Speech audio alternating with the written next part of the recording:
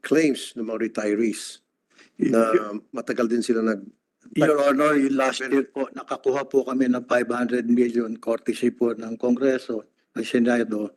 Lahat po ng mga retirees from 1998 to 2024, up to mga marami ho yun na hindi nababayaran ang mga retirees. Kaya lahat po ng utang ng IBC 13 sa mga retirees, nabayaran po lahat yun. Ngayon po, bago po namin sila binayaran, pinapirma po namin sila ng tinatawag na quit claim. Okay. Para po protektado ang interest ng gobyerno na Channel 13. Pero po ang natitira ng mga 6 na kaso na nasa Supreme Court, they chose to fight their way into the Supreme Court. In-explain na po namin sa kanila, pero yung pong pera para sa kanila, Set aside. po yun, in trust. In-explain po namin sa kanila, it will take time. Pero meron pong matitigas ang ulo, they would rather go and, wait for the court to decide. But we believe... Sir, don't use that matitigas ang ulo. Option nila yon kung hindi muna sila mag-agree sa inyo. It doesn't mean if somebody doesn't agree with you, matigas ng ulo nila. Don't say that again, please. Yes, sir. I'm Thank sorry. I'd like to retract that. Thank you. But as I have explained to them, kung may pera ho rito, kung gusto nyo, kunin na po ninyo. Okay. Para that's Sige. ready now anytime. Sige. Now, may mga talent pa rin ba dyan o dapat lahat ay regular na? At kumusta naman yung mga sweldo ng mga cameraman natin dyan at iba pa mga empleyado? Sir, yung pong mga cameraman natin, medyo maganda ho ang sweldo. Magkano pong sweldo nila? Ang mga cameraman po natin, meron pong 18, meron pong 20. Sir, meron po kasing CBA na limited po ang hiring. Yung po, Okay na sa so 18, that's minimum. How about their benefits? meron po silang overtime, meron po silang mga tinatawag na sick leave, meron po silang mga medical benefits. How about yung mga reporters po, mga writers, Kasama po yun. researchers? Opo. So, you're giving me the assurance na walang isweldo dyan sa IBC 13 na below minimum. Wala Lahat ay may kasi po, benefits. Madali lang, sir. Lahat ay may benefits. wala po, lahat po Kompleto. binibigyan namin. Health insurance, lahat. Opo. Okay, good.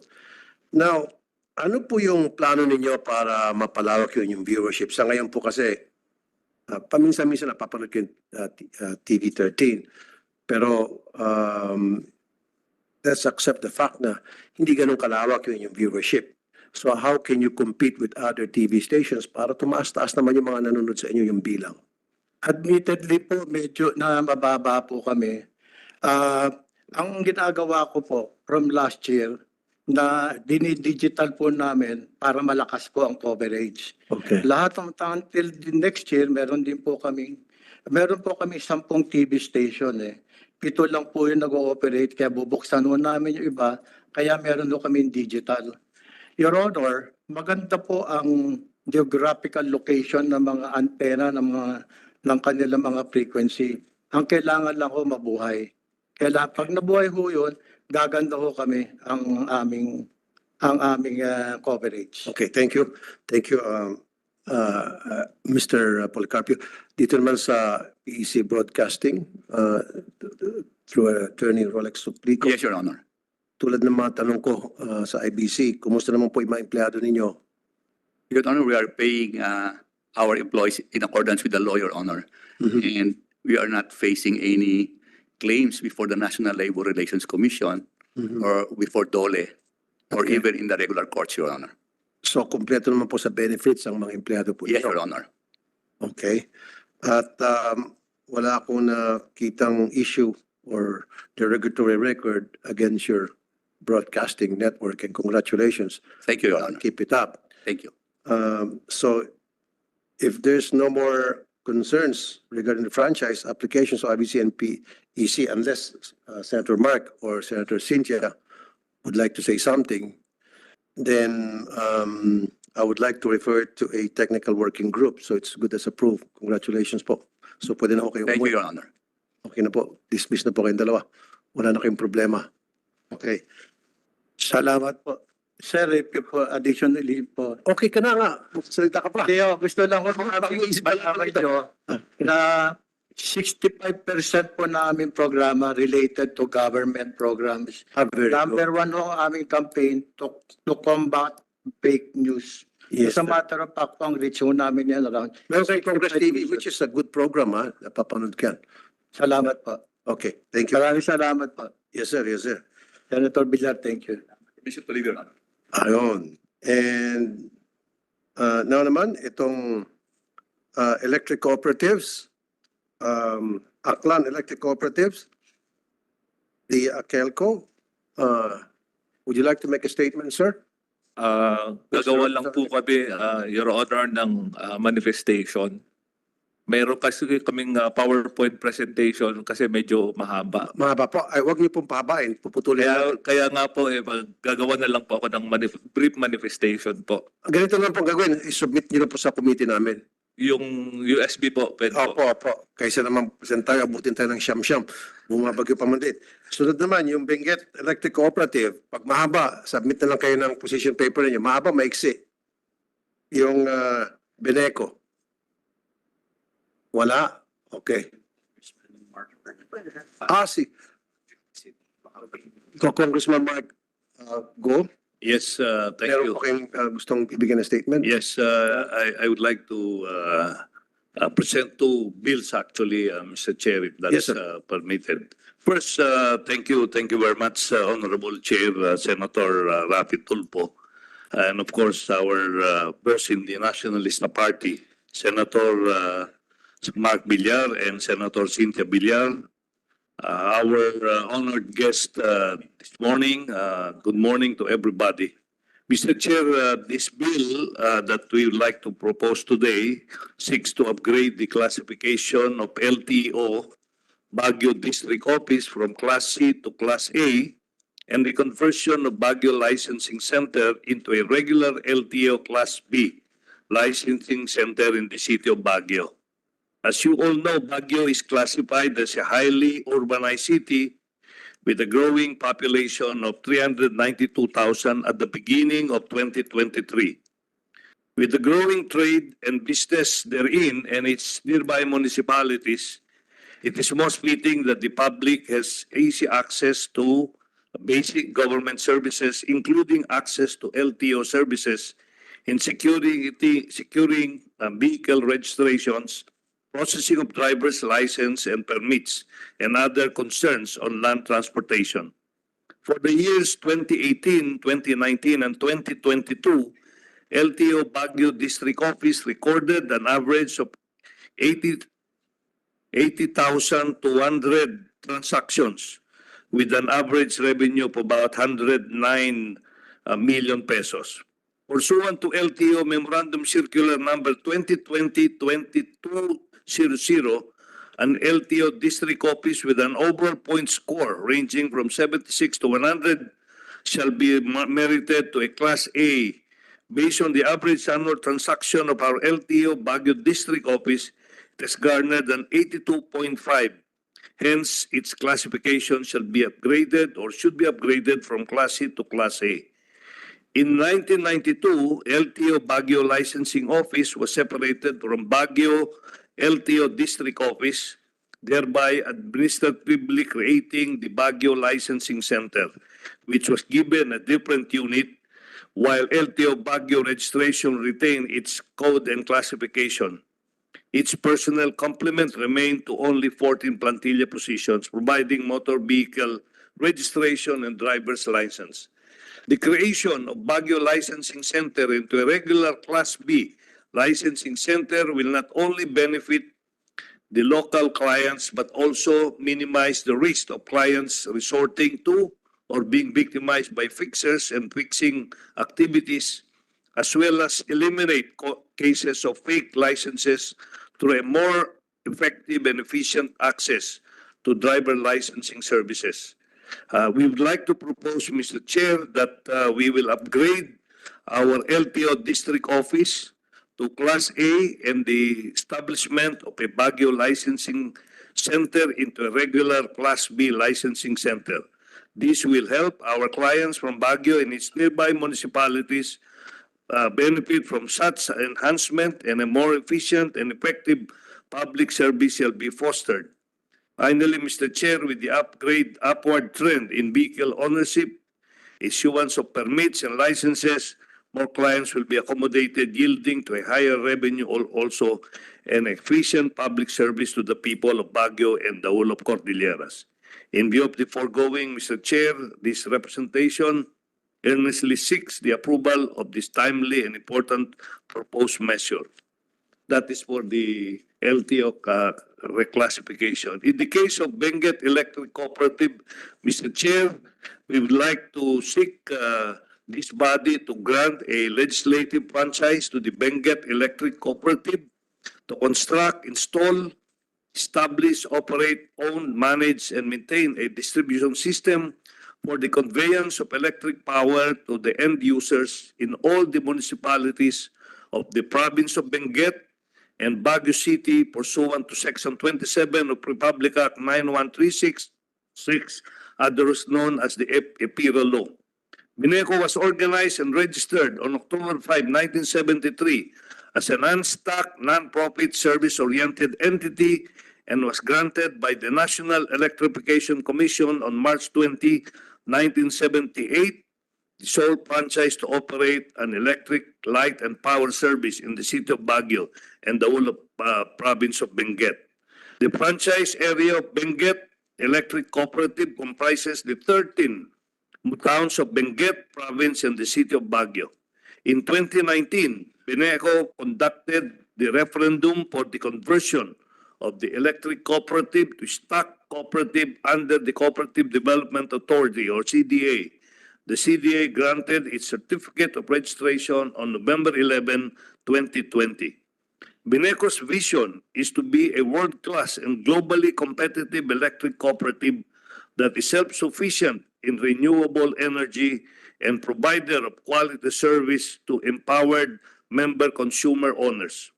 Mr. Chair, Benco is considered as a mega large electric cooperative.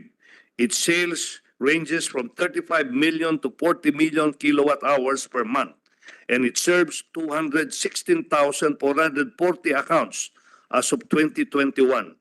It is included in the list of electric cooperatives with 90 to 100% level of energization as shown in the 2019 performance assessment of NEA. It has been a consistent recipient of various awards, citations, and commendations from NEA, PhilReca, and other agencies.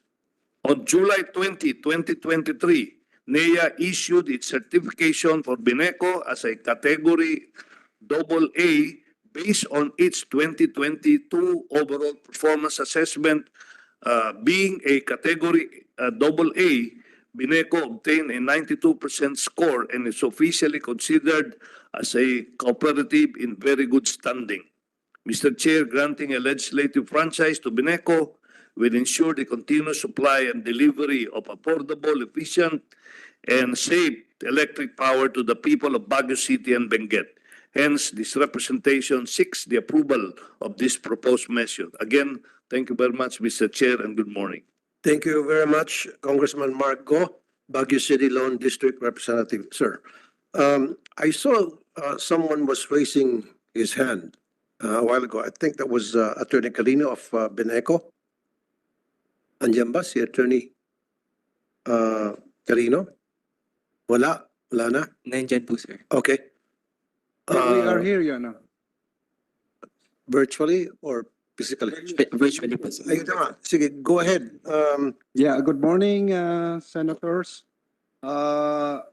In support of the statement of Representative Mark Go, Benco's family and its member consumer owners are really fervently praying for the renewal of its franchise.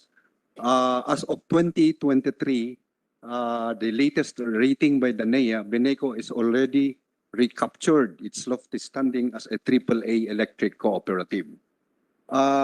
We believe that the renewal is timely, sir, because we believe we have fulfilled the mandate of our franchise.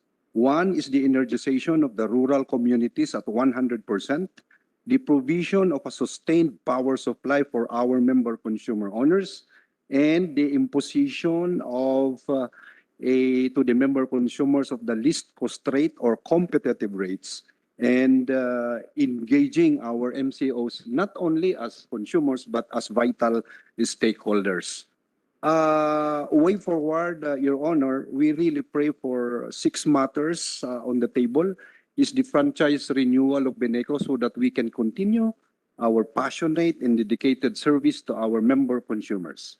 Number 2, we are in the thick of an aggregation of 18 electric cooperatives in the country to a procurement for a long-term power supply contract that will guarantee us the availability of power supply in the next 15 years. The third one is we are in the thick also of continuing to enhance our renewable energy projects. members. At the moment, we have a 3.4 mini hydro facility in Bugyas, Benguet, Okay. and we are looking at partnership with indigenous peoples in the municipality of Cabayan for a 20 Attorney to 30 Carino, megawatt possible sir. project. Sir, gaano katagal pa po yan? Magtatapos. Just 2 sentences, sir. 2 sentences na lang.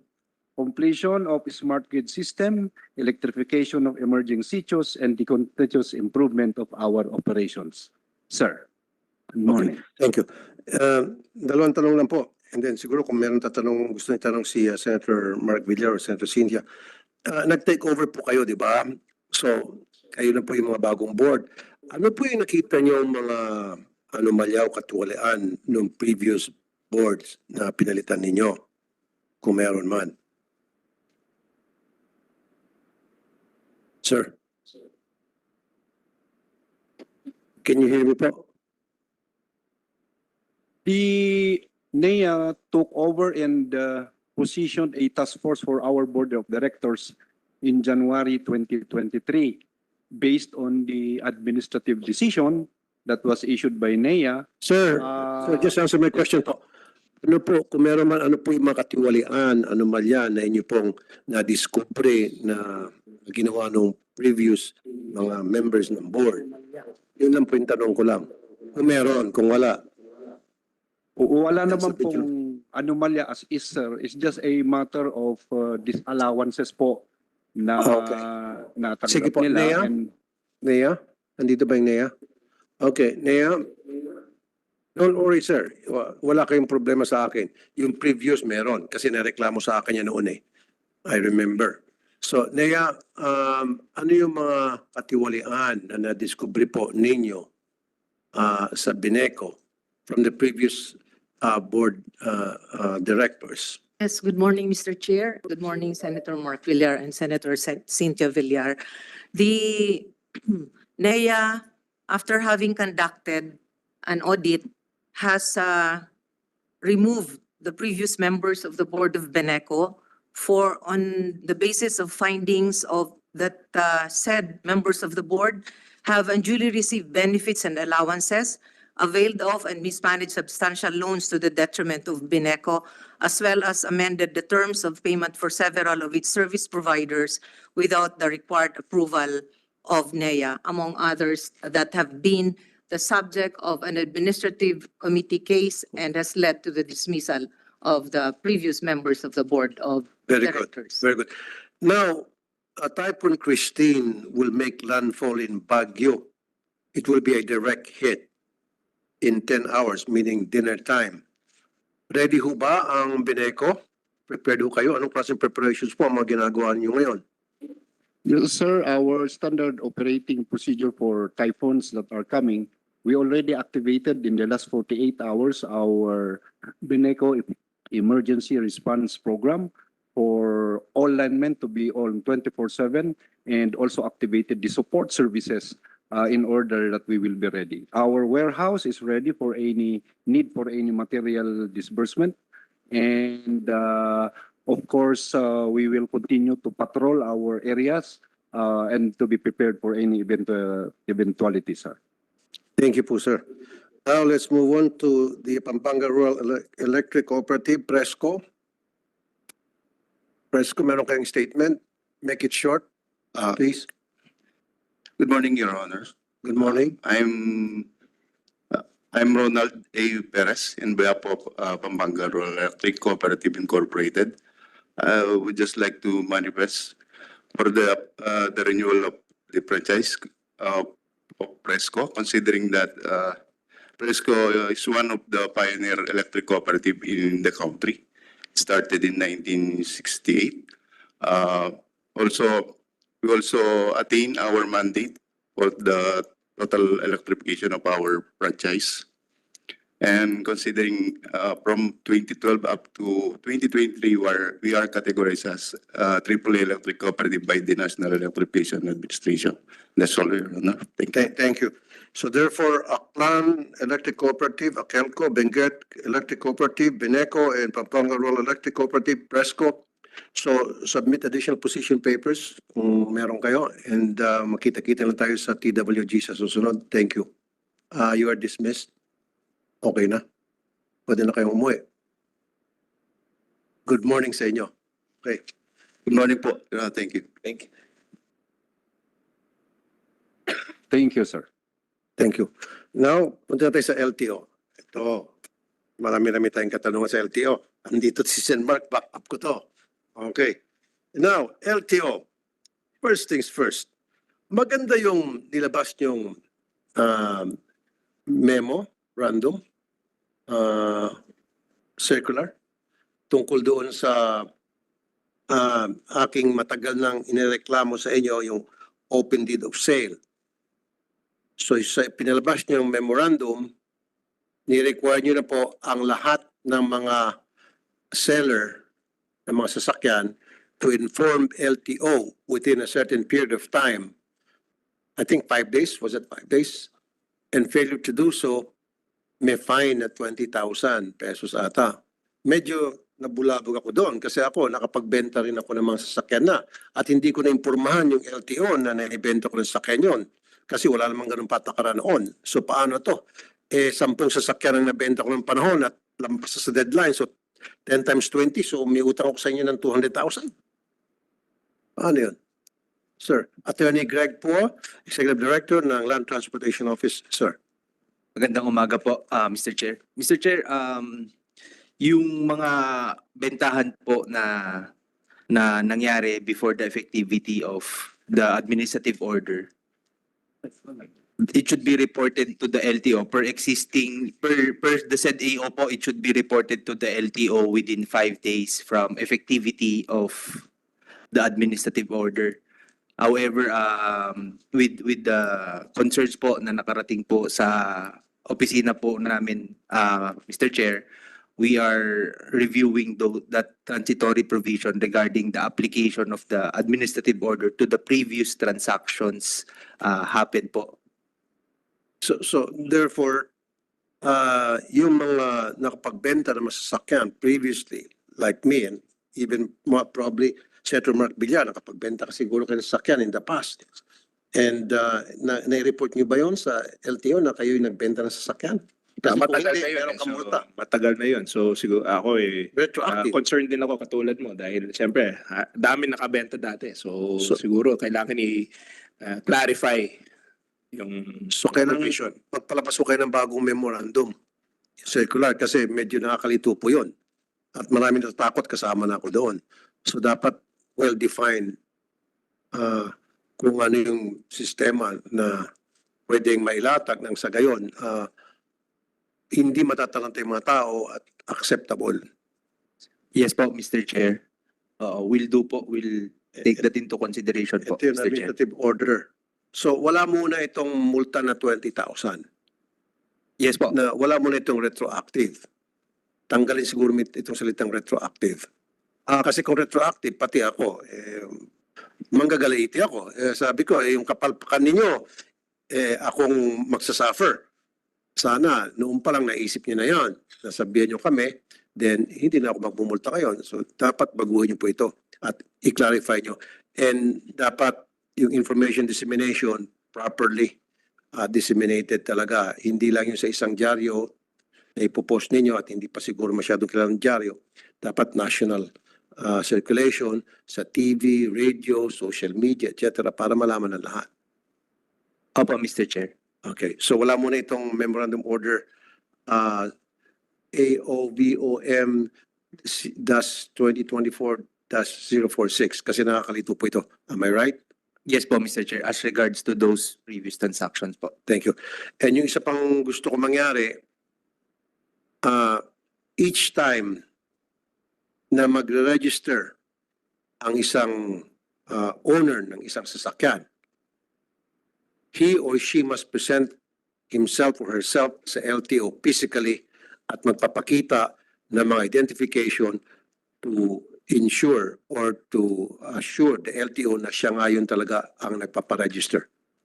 Kasi before, hindi po kailangan anybody can register a vehicle through a fixer or through someone. So ang gusto ko mangyari from now on, kapag nag-rehistro ang isang tao ng kanyang sasakyan, even though if it's Rafi Tulfo, nakalagay doon, Rafi Tulfo, si Rafi Tulfo dapat pupunta sa LTO at sasabihin, Sir, ako po ay mag-renew ng aking registration ng aking sasakyan at ako po si Rafi Tulfo, ito po yung aking passport, ito po ang aking ID.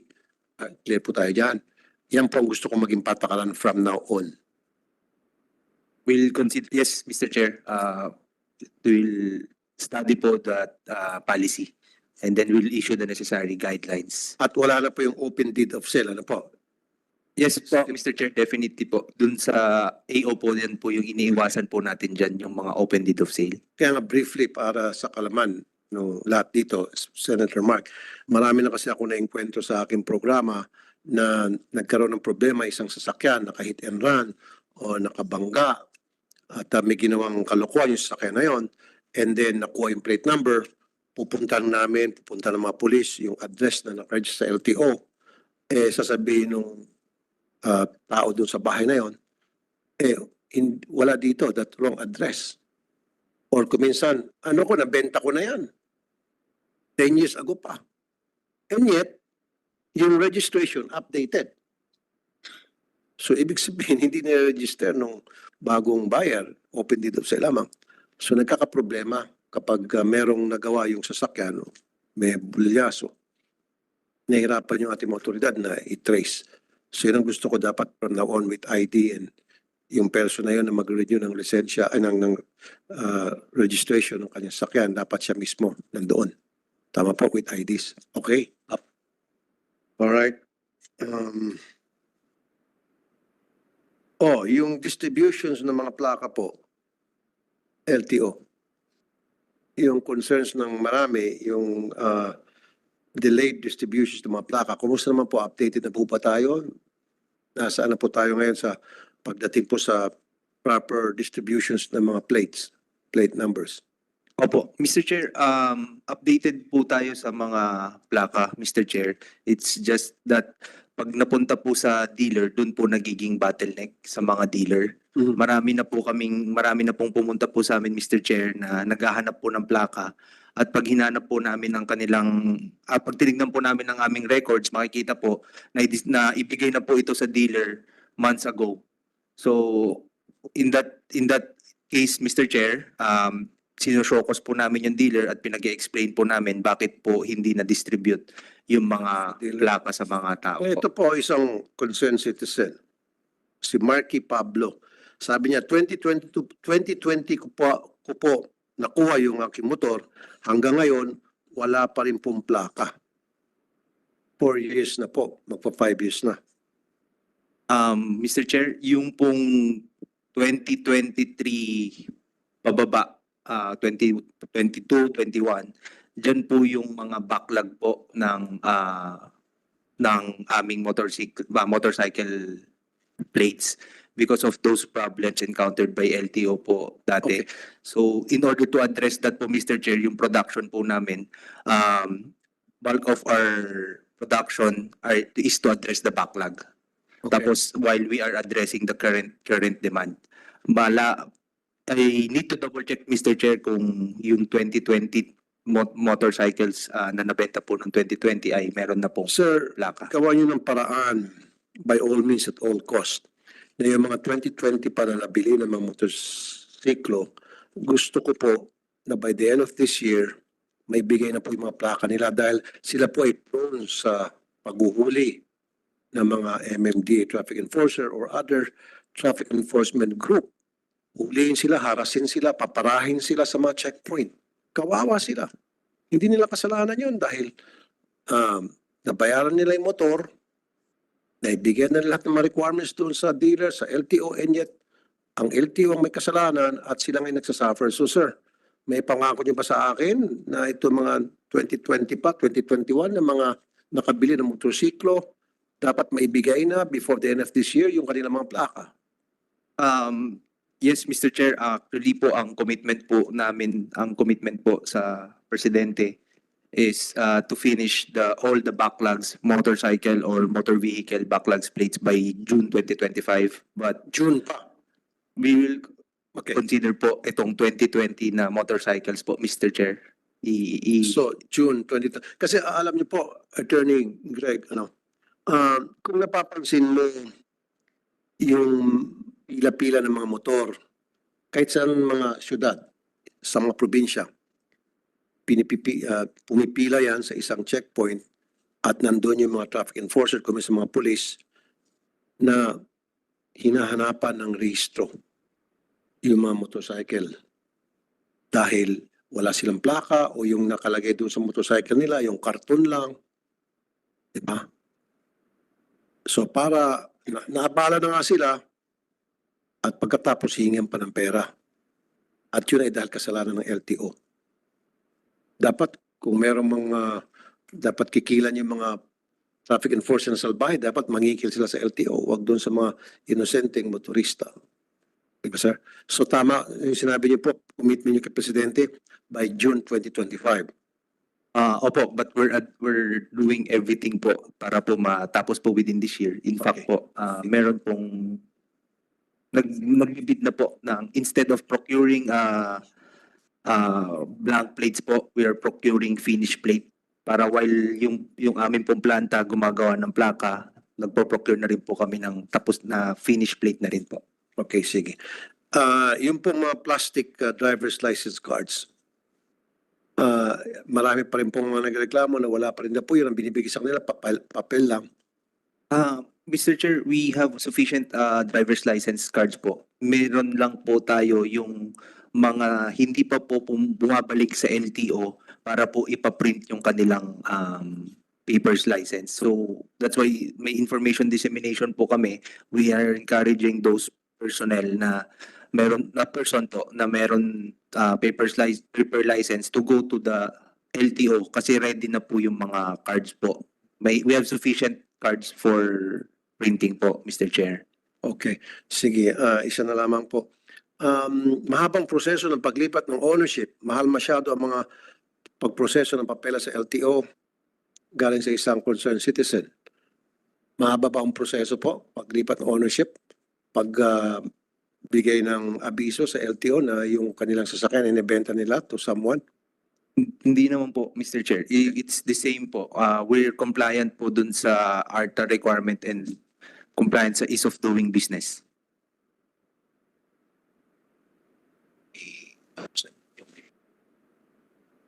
Okay. Let's proceed. Dito naman sa sa conflict, Mayor Mamba and Congressman Lara. Andito pa si Mayor Mamba and Congressman Lara para magsabong na silang dalawa. No. Mayor Mamba lang po. I'm just trying to perk you up, everybody, kasi mukhang dry ngayon dahil may bagyo, umuulan. So anyway, I would want to first address the issue regarding the HP 9625. Mayor Mamba has manifested to the committee that he has a presentation. Mayor Mamba, sir, Yes, Your Honor, meron po. go ahead po, ma'am, sir. May opening statement din po ko. Can you just read it, sir? Go ahead po, Mayor. To the Honorable Chairperson of the Committee on Public Services, Senator Raffy Tulfo, to Deputy Speaker, Senator Mark Villar, Deputy Majority Leader, Senator Mark Villar, and to Madam Senator Cynthia Villar, and to all the other members of the August Chamber, my fellow workers in the government, good morning po. May I respectfully begin by thanking the Joint Committee on Public Services, and the Committee on Finance for inviting us in this public hearing from the municipality of Tuao as representatives of the people in the southwestern portion of the province of Cagayan and the provinces of Kalinga and Apayao in the CAR region, which are currently being served by the LTO Tuao. Indeed, our presence here today to shed light and bring to this august body the voices of our people with regard to the conversion of the LTO Tuao from an extension office into a regular district office and their plight on its proposed transfer to Solana is of urgent concern. The LTO in Tuao is an essential service provider in our region, as well as in some parts of the Cordillera Administrative Region. It has facilitated driver's license applications, vehicle registrations, and other critical transactions for decades since its establishment. Tuao is located in the 3rd District of Cagayan and is geographically closer to the 2nd District and some municipalities in the CAR region. Its strategic and convenient location along a national highway has allowed residents from the municipalities of Tuao, Rizal, Piat, Santo Niño, western parts of the municipalities of Amulong, Solana, and Alcala in Cagayan, the municipalities of Pinokpok and Rizal in Kalinga, the municipalities of Coner and Cabugao in Apayao to conveniently access its services. The LTO Tuao is an extension office created through an administrative fiat during the incumbency of former Congressman Francisco K. Mamba in 1992 to 1995, who wrote a letter to former President Fidel Ramos requesting for its creation, as well as the creation of a National Bureau of Investigation sub-office, as the NBI at that time was located in Ilagan, Isabela. Such requests were approved, hence the LTO was constructed on the lot. Mayor, excuse me, mahaba pa po ba yan? Mga isang oras pa po. Sandali lang, sir. Sandali po, Mayor. May gusto itanong ata si Senator Mark Villar. Okay po, okay po. Opo, Senator Mark. maraming salamat, Chairman. At una po, at least natutuwa naman po ako at nabigyan po si Mayor Mamba ng pagkakataon para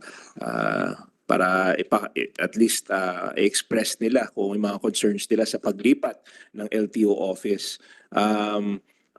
Sa ngayon naman ako sa pag-upgrade, maging regular office yung LTO office. May concern lang po ako sa paglipat dahil alam ko matagal na po ang existence ng office ngayon at marami na silang, katulad ng sinabi po ni Mayor Mamba, marami na pong areas na sinaservice, hindi lang po sa Cagayan, pati po sa CAR region. Kaya gumastos ng gobyerno para sa pagtatayo ng office. Gusto ko lang malaman, ba't kailangan pang ilipat? At nagkaroon po ba ng study para sa paglipat ng LTO office? Ano pong basis ng paglipat? At ba't kailangan? Since knowing that gumastos na po ang gobyerno sa existing office. Ba't kailangan pa? Yung iba po dito sa proposal is only upgrading. Ito lang yung ito lang yung version na may kasamang paglipat ng LTO office. So, syempre, may cost din yan. May cost din yung paglipat. So ano pong justification para sa paglipat ng Sinong gustong sumagot? Who would like to answer the question of Senator Mark Villar? Anybody, Mayor? Would you like to answer that? Or anybody from the LTO? Mayor?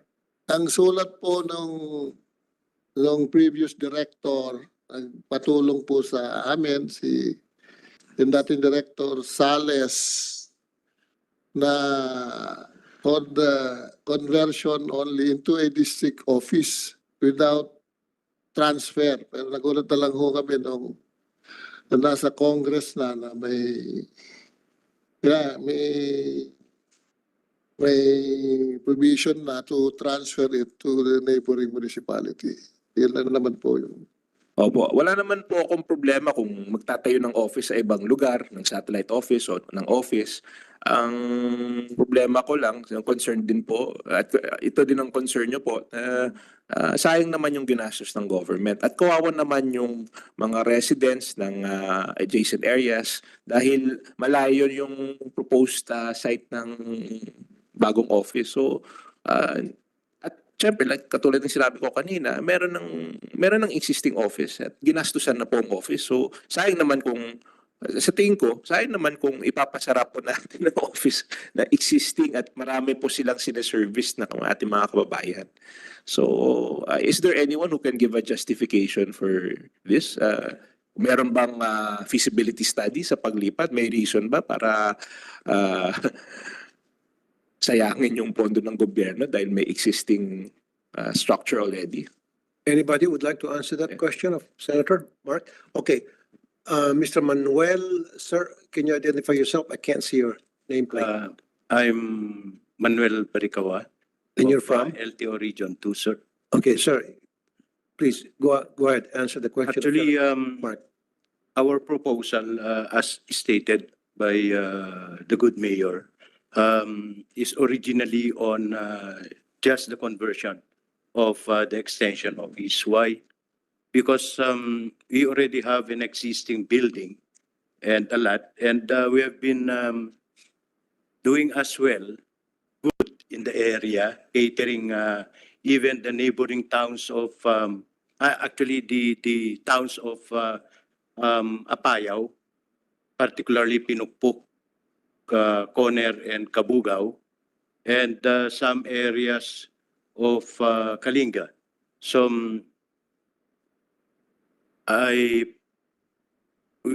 Your Honor, Mr. Che, I differ to the good wisdom of the committee, the decision as to whether or not transfer will be adopted. But definitely, it is our wish that Tuao Extension Office be converted into a regular office so that it will have its own plantilla positions and its budget from the GAA. Your Honor, Mr. Chair, all of our extension office nationwide are just missionary office. We have been stretching our budget. We have been stretching our personnel. So it is our wish that Tuao Extension Office be converted into a regular office. Yes, thank you. So I support that the wishes that this office be converted into a regular office. So Mr. Chairman, hence given the opinions of hearing the opinions of the LTO and of course the mayor of Tuao, I would like to respectfully move that the LTO extension office in the municipality of Tuao, Cagayan, which is proposed to be converted into regular district office in the subject House bill, maintain its office in the current location, and that be reflected in our committee report. Okay. Thank you, Senator Mark, and thank you, Mayor Mamba. Congressman Mark Go, would you like to make a statement? Yeah, well, I would like to seek the approval of this committee, Mr. Chair, on the upgrade of the classification of the LTO Baguio District Office from Class C to Class A and the conversion of the Baguio Licensing Center into a regular LTO Class B licensing center in the city of Baguio, Mr. Chair, as I have earlier manifested. Thank you. Okay, thank you. So for the attendees present for the creation or upgrading of LTO offices, please submit your position papers, if any, so we can expedite the passing of your respective bills. So notices and invitations for the next succeeding meetings will be sent accordingly. There being no other matters for consideration, this hearing is hereby suspended. Thank you, ladies and gentlemen. Thank you.